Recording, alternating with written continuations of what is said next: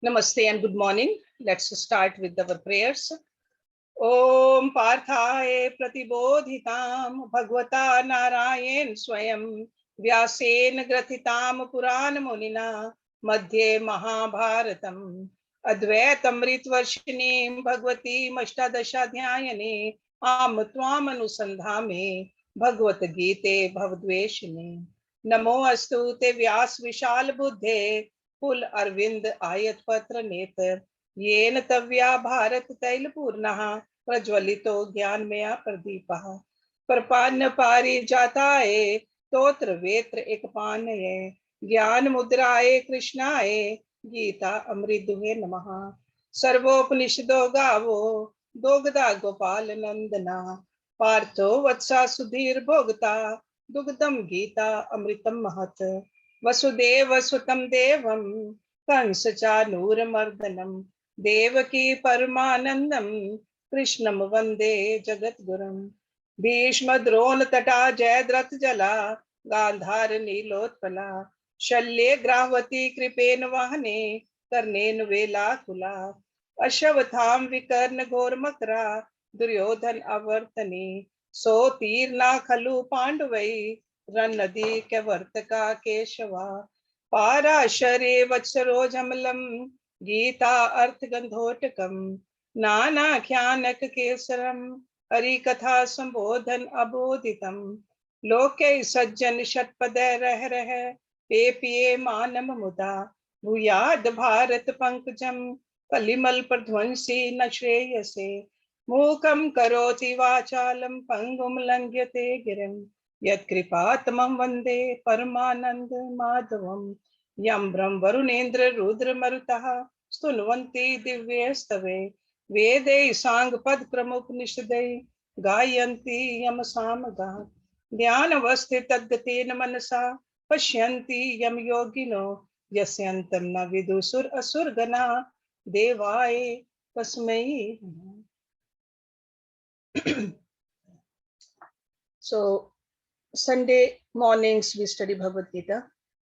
We are on chapter 2, Sankhya Yoga, and verse number 40, that's where we ended our last Sunday's class. So,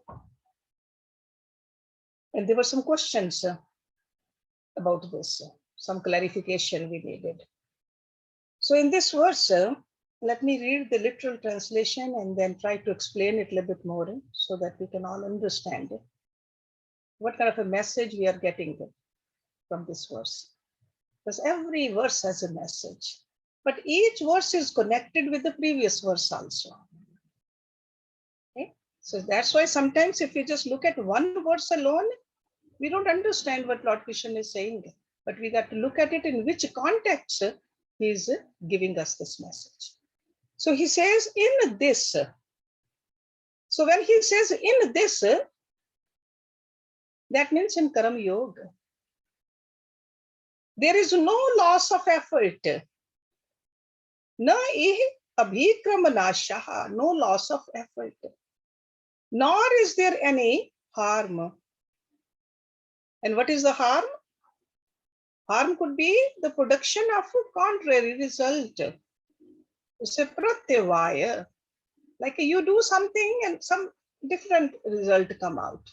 So he says in this there's no loss of effort, nor is there any harm. Even a little of this knowledge, even a little practice of this yoga protects one from great fear.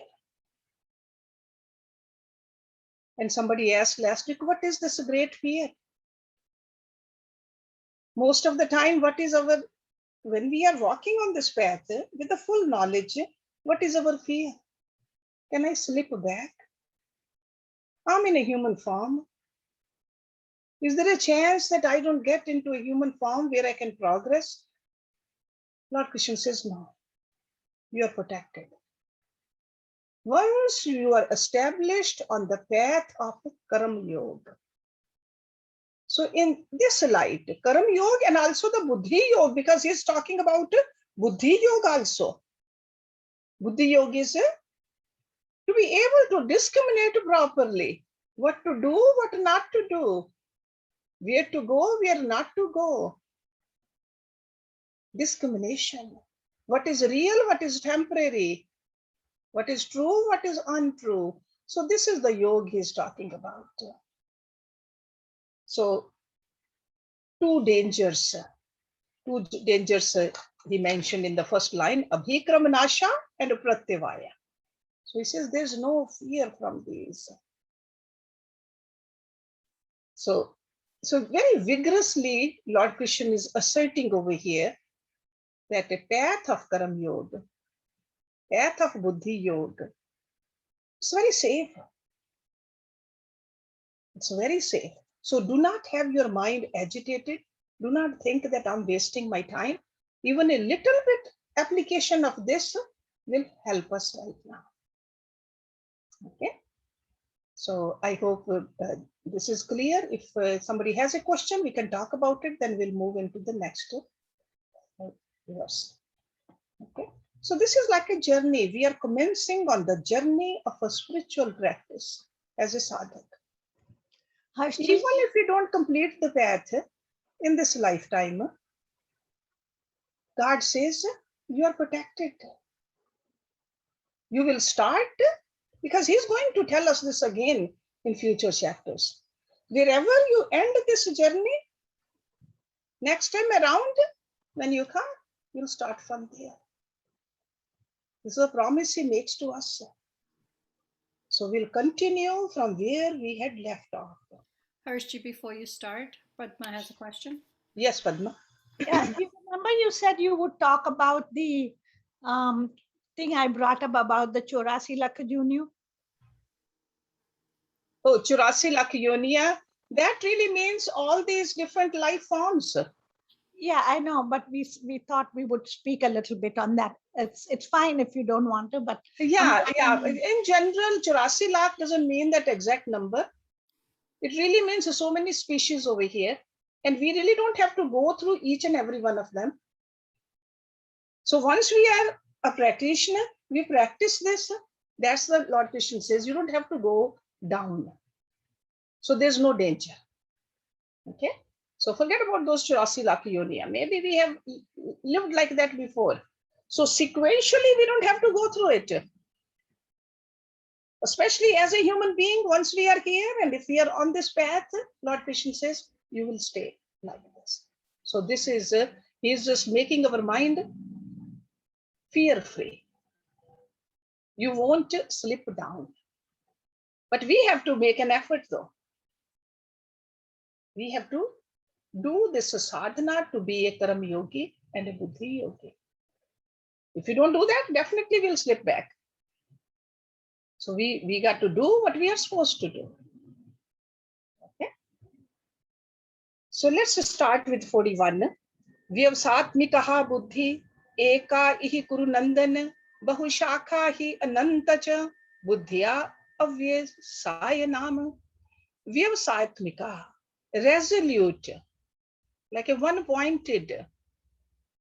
Buddhi, determination, intellect. Ekaha, single. Ih means here, Kuru Nandan, oh joy of the Kurus. That is for Arjuna. Bahu Shakha, many branched. He means indeed Ananta, endless. Cha means and, Buddhya, intellect, thoughts. Avyavasayanam, of the irresolute. So it's the opposite of the very first word. Vyavasayat mein kaha, avyavasayanam. Okay. So here, O joy of Gurus, there is a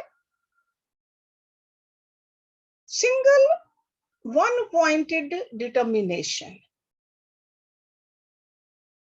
So that means you got to have that one-pointed determination. Many branched and endless are the thoughts of the irresolute. Okay, if our determination is resolute, one-pointed, we know this is where we are going. This is what we have to achieve. So he says that's a single-pointed determination, but Most of the people, there are many desires, many goals. And that's what he says are the irresolute. So with a single pointed mind, if an individual can entertain one resolute determination and act consistently towards his success, certainly you will reach the result. Certainly. And we have seen that in our life also. When we make a determination, strong determination to do something, we make an effort, we can do it. But if our mind is just disturbed with so many thoughts and so many resolutions that not even a single one we can achieve. So the term Karam Yog, it was very familiar to Arjun. But back then, the Karam Yog was meant by Karam Kand. So but in Bhagavad Gita, Lord Krishna brought this a new definition to Karam Yog. Not a Karam Kand, because in Karam Kand there are many resolutions. In a Karam Yoga, only one resolution. So Lord Krishna's Karam Yoga is a path in which a sadhak comes to entertain one single pointed resolution or the idea and strive hard to achieve that. But in Karam Kand, unending desires. Unending desires. I am praying to God, God give me this. Tomorrow something else. Sometimes we're praying for ourselves, sometimes for somebody else, but always something. So that's why in next few verses, keep this in mind. There's a difference between Karam Kand and Karam Yoga. Because mind becomes attached. Whenever we have thoughts, whenever we have a resolution, mind becomes attached because this is a function of a mind. And mind likes to run after that object of its attachment. Sometimes it could be the person, sometimes it could be the objects or prestige or comfort. Many different ways it runs after.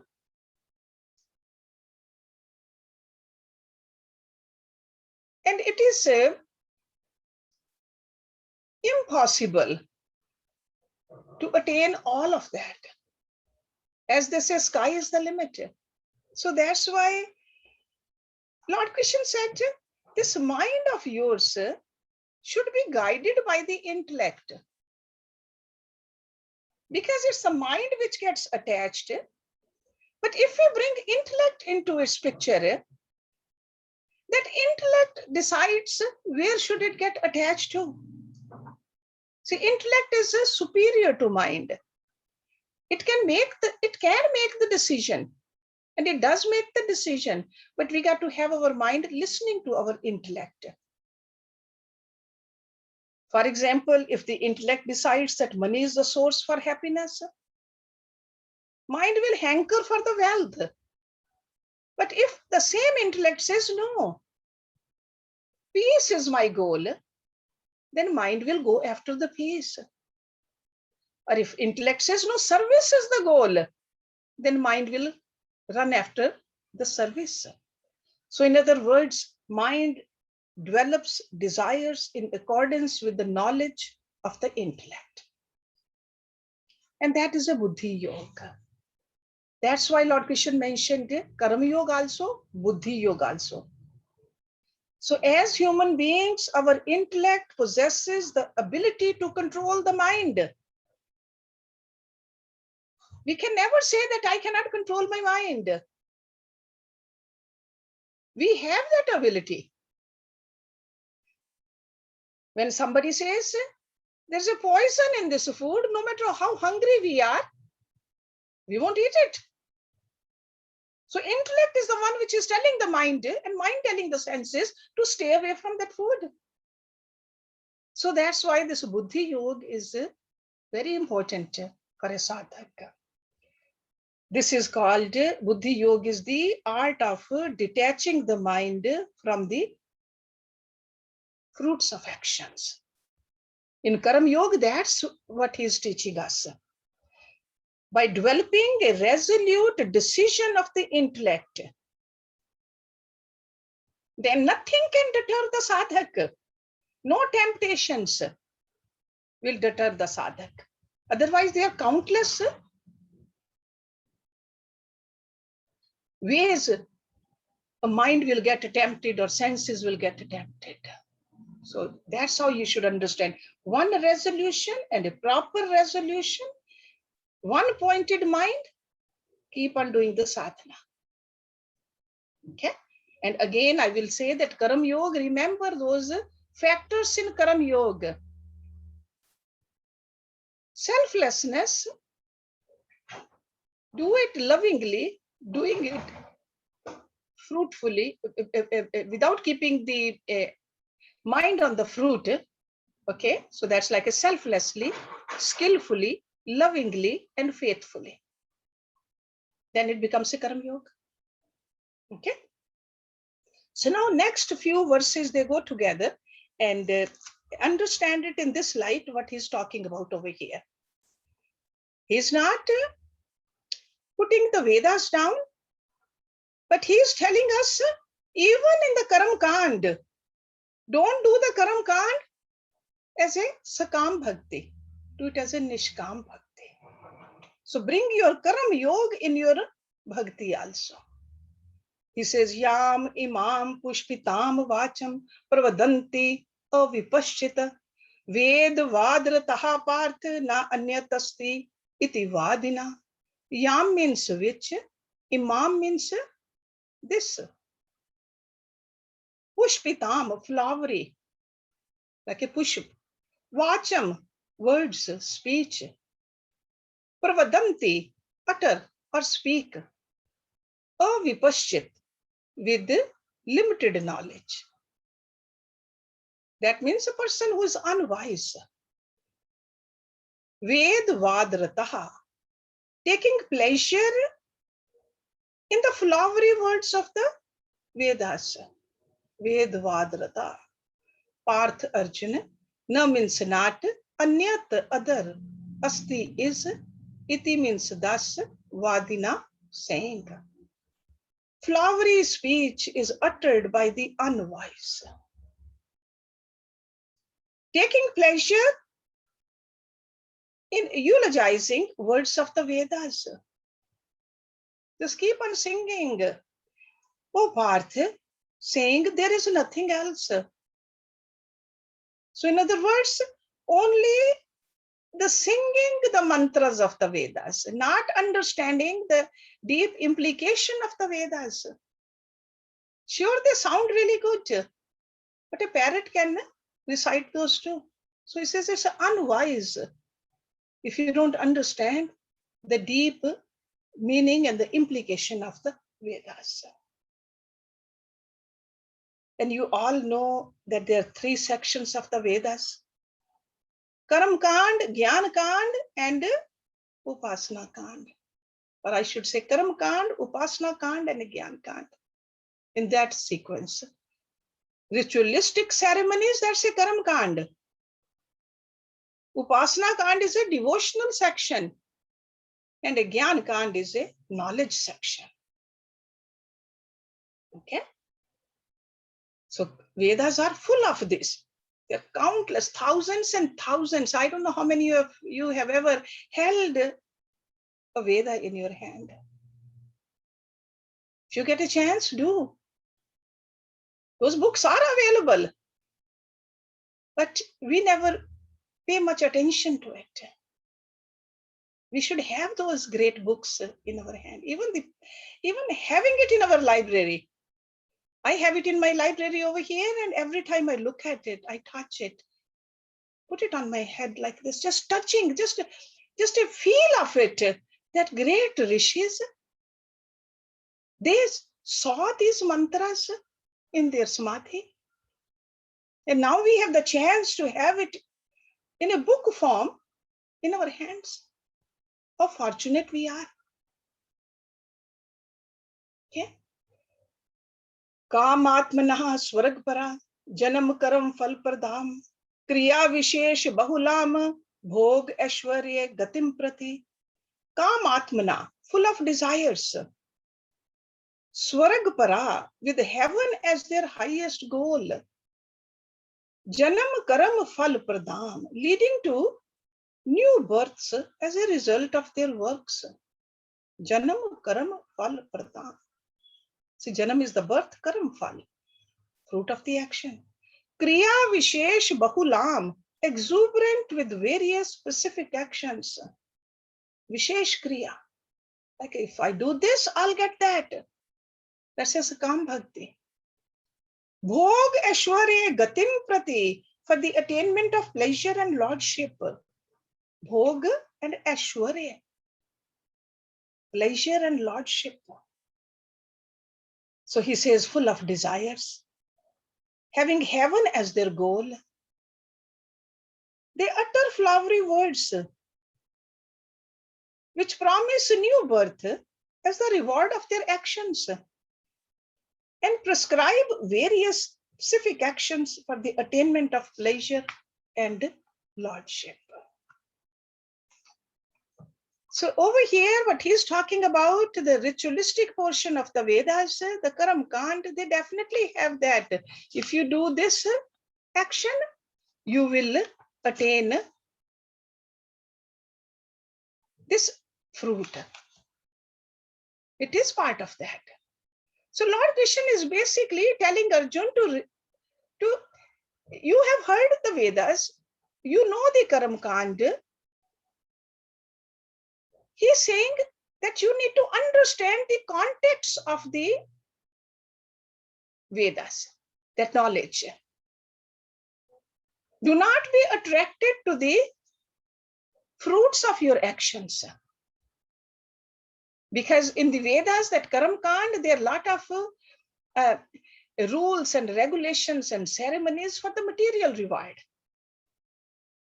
So instead, he is saying that you should move towards now to that divine section of the Vedic knowledge and elevate yourself. Do not stay at the elementary level. Because in the beginning, sometimes we have to tell people that, yeah, this is, do this, you will get this. To a child, we do that. Come to the mandir, you will get a prasad. But if an elderly person also come to the mandir only for getting prasad, is not right. Got to climb up also. Because people whose minds are attached to the sensual enjoyment, they do concern themselves with the gratification and the luxury. They engage their life into those kind of actions. But he is telling Arjun, as a Karam Yogi, you should not. Okay, so in that sense, you should look at these verses. He's talking to a very serious student, and we are all serious. Our goal is same as Arjun's goal, to attain the divinity, the lordship. Okay, not just go for the immediate pleasures or the pleasures in the next life also. So Swarag, or ultimately next birth, those are all very temporary. So he's moving our attention away from there. Number 44. Bhog ascharye prasakta nam taya apharit chet sam vyavasayatmikaha buddhi samadhau na vidhyate. So again, this is in connection with the previous 2-3 verses. Bhog aishwarya prasakta nam, of the people who cling to pleasure and lordship. See, prasakt, sakt is attachment, prasakt is very much attached to what? Bhog and aishwarya. Okay. Taya, by that, apharit chet sam, whose minds are drawn away, taken away. Vyavasatmikaha, determinate. We saw that word previously. Buddhi means reasoning, intellect. Samadhau, in samadhi. Na vidyate, not is fixed. For those who cling to the joy and lordship, bhog and aishwarya, whose minds are drawn away by such teaching means this is important. You do action so that you get the reward. Are neither determinate and resolute, nor are they fit for study, meditation, and samadhi. So very clearly he is telling us that our goal is to attain moksha, be one with God. And that can happen only through proper intellect. With the help of that intellect, we'll have a better resolution. We'll have a better determination. And then we can practice meditation. With the meditation, we'll move towards samadhi. Not just bhog and aishwarya. So this is what he is telling us over here. Very daring and open criticism. Sometimes people think that Lord Krishna is making towards the Karam Kand. But if we look at it properly, we got to see it to whom he is talking to. Sure, children, little children, we can give them some kind of encouragement by looking at the fruits. But after a while, we got to know the real goal. Okay, so there are a lot of mantras, as I said earlier, the Brahmans also, Upanishads also. So if you get a chance to look at the Vedic literature, just do spend some time. Do look at it, because their English translations are available, in Hindi translations they are available. So the ritualistic portion of the Vedas definitely address those who are deeply attached to pleasures and the power. Okay, so it starts from there.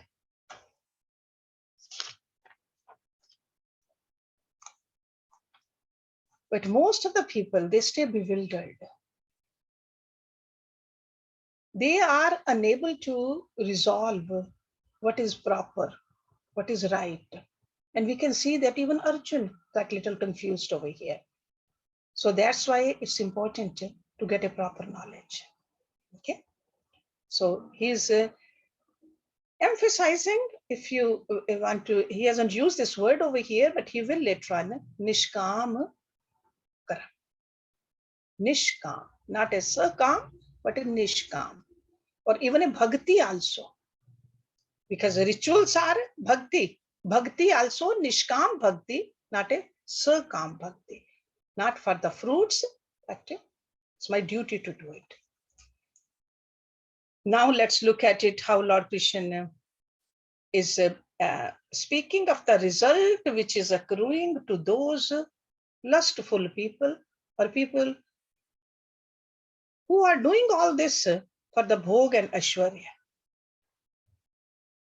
Tragune vishya veda, ni tragunya bhav arjuna, nirdvandha nitya satavstha, niryog kshema atmavan.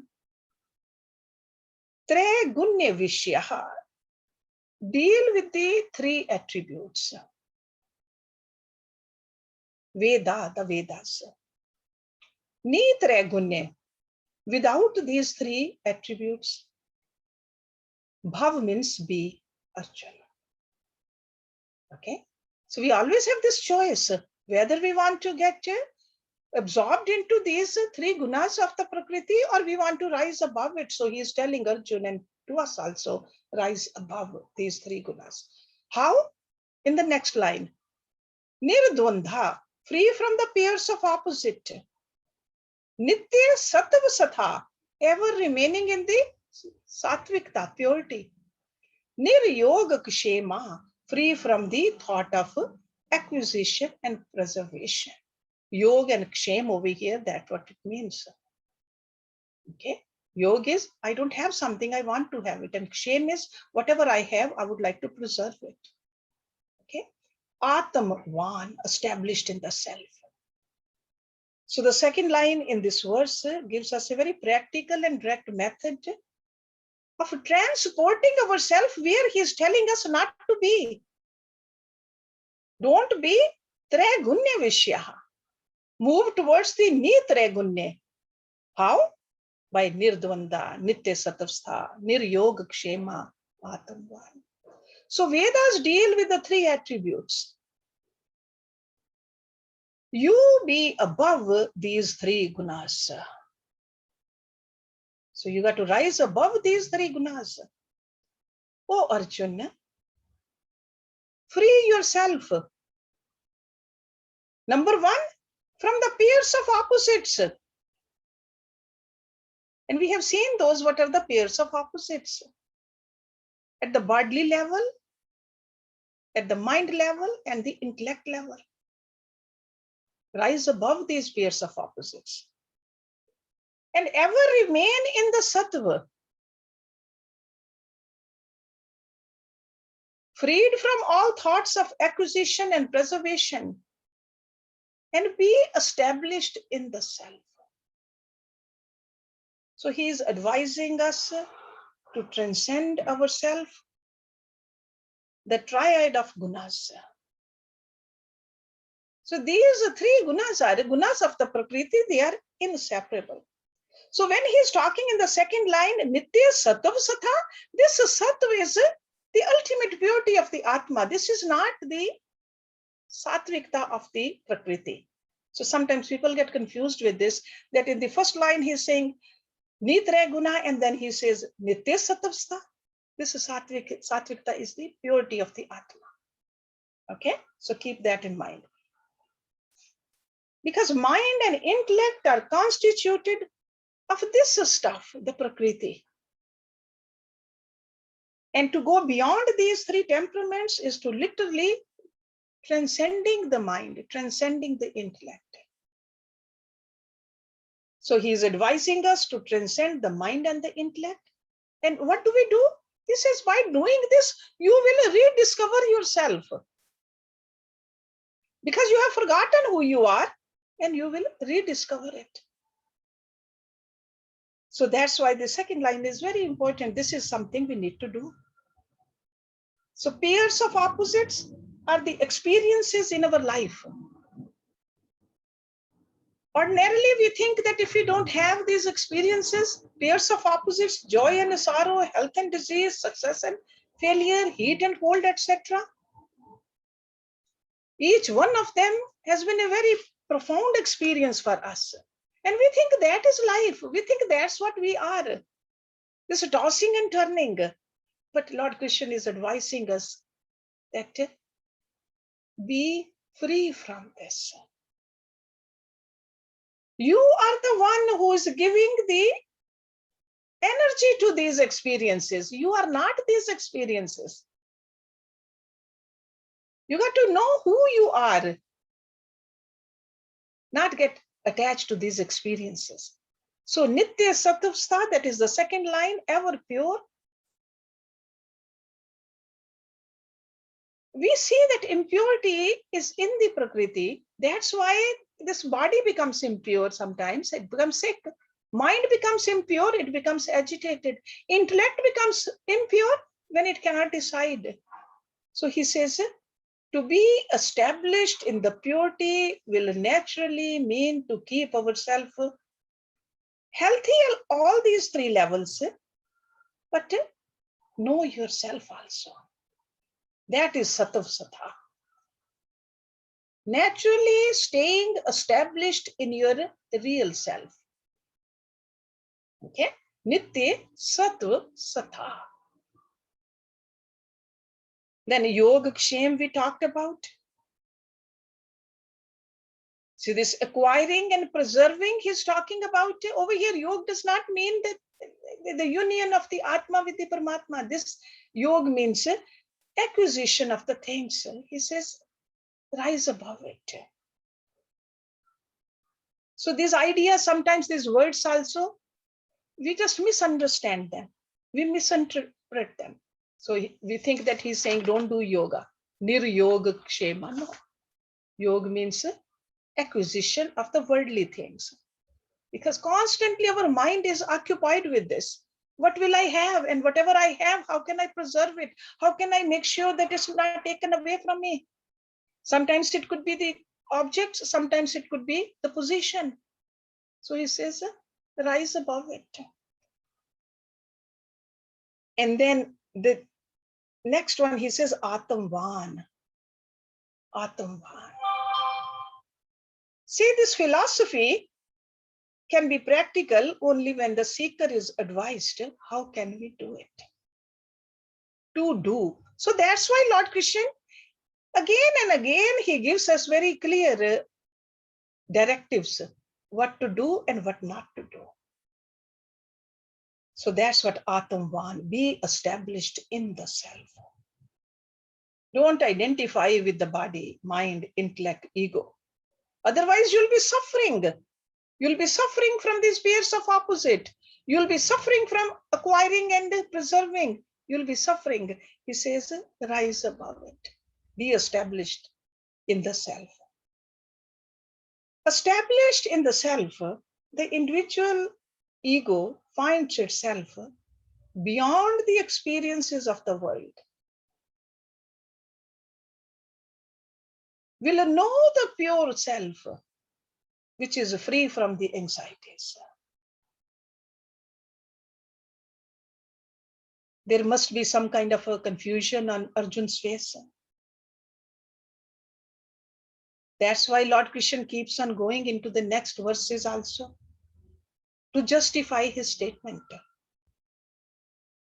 Because sometimes we think the teacher is just saying it, it would be a bluff. How can we really go beyond the divine words of the Vedas? Because Vedas do say that these things are important. Swarag is important. So that's why Lord Krishna in the next verse further explains it to us. Let's do one more verse, number 46. So again, this is in connection with what we have been learning right now. Yavan arth udpane sarvata samlutodke tavan sarveshu vedeshu brahmanasya vijanata.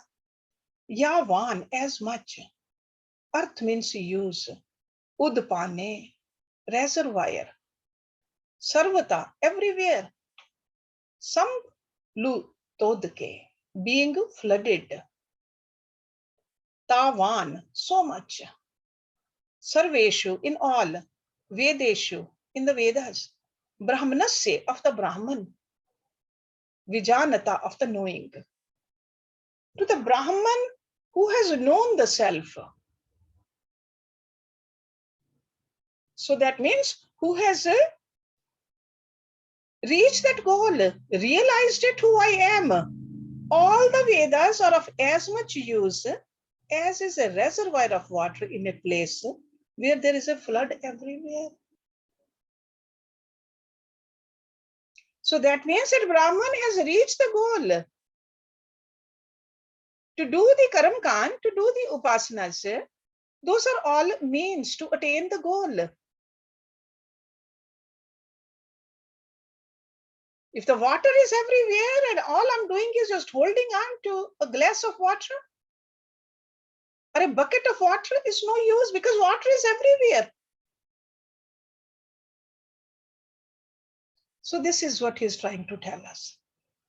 So the meaning of this verse, sometimes we think it's very obscure, but when we look at this Brahman who is enlightened, truly enlightened, the utility of the Vedic ritual or the Karam Kand, it's not as much now. Sometimes there could be for some other reason that Brahman is going through the rituals. But if you are fully established, then there's no need for it. That's what he's saying. So it's a wonderful simile he has used over here. the realization of a Brahman and a having water in plentiful every which way. We all know that when there is a shortage of water, in certain countries, there are places on this earth, and more, water is not available all the time. What do people do? They fill up their buckets, fill up their bottles, and they save the water. But where the water is available constantly, 24/7, do we do that? We don't. We know that we can open the tap and get the water.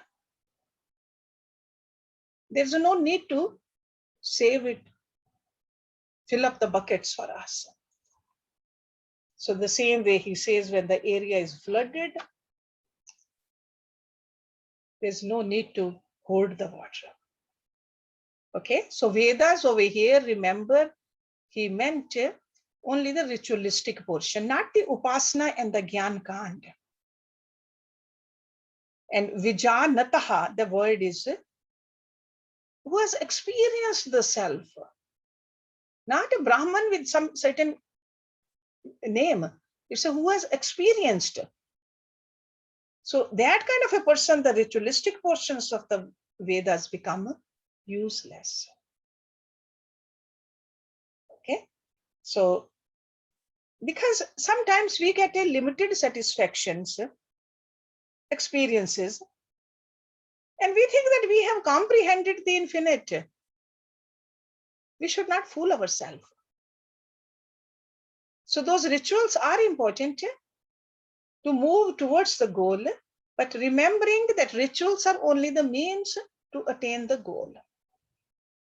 So we should not be mistaken the means for the goal and consider that through ritualism, the supreme and the infinite can be gained. That should be clear. So Karam, when undertaken with no anxiety for the results, it integrates the personality. That's what Lord Krishna is telling us. Okay, so we'll see how from the next verse, he goes a little bit more into the Karam Yog. And next verse, verse number 47, is extremely popular verse. And we'll look at it next week, but let me just read it so that you can look at it, how beautiful this verse is. And I'm sure most of you are familiar with this. Karmani evadhikarate, ma phaleshu kadachana, ma karam phal heturbhu, ma tisang astu akarmani. So we'll look at this. We'll start our next week class from here. So today the main topic was rituals. Definitely they are important, but they're elementary. They are the means. Goal is the realization. And that realization can happen when we follow the Karam Yoga and the Buddhi Yoga. And that's what we need to do. Okay, and then we got to look at it every day. We make several decisions. I mean, there are countless decisions we are making where we could do something else. Are our decisions made with this kind of a resolution or not? Or are we getting lost into this busyness of life? Okay. Are my actions are the means or the end for me? They're all means. End is different. So we got to keep the end in mind. Om Purnamada Purnamidam Purnat Purnamudachyate Purnasya Purnamadaya Purnameva Visheshyate. Om Shanti Shanti Shanti Om. So two more things we got to do since we crossed verse number 40. So Urmil will recite verses 21 to 40 today, and then Mani will sing the bhajan. But before that, if anybody has a question, we can, or any kind of a comment,